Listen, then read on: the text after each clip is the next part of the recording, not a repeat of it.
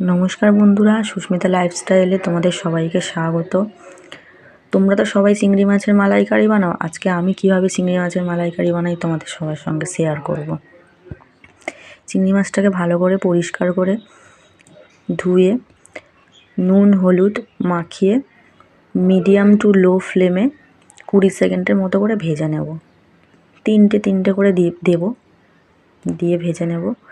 কেন বেশি ভাজলে চিংড়ি মাছ শক্ত হয়ে যায় আর চিংড়ি মাছের টেস্টটাও সেরকমভাবে পাওয়া যায় না। দেখো তিনটে করে দিয়ে ভেজে নেব, একদম হালকা ভেজে তুলে রাখবো 20 সেকেন্ডের মতো করে। আর ফ্লেমটা মিডিয়াম টু লো ফ্লেম।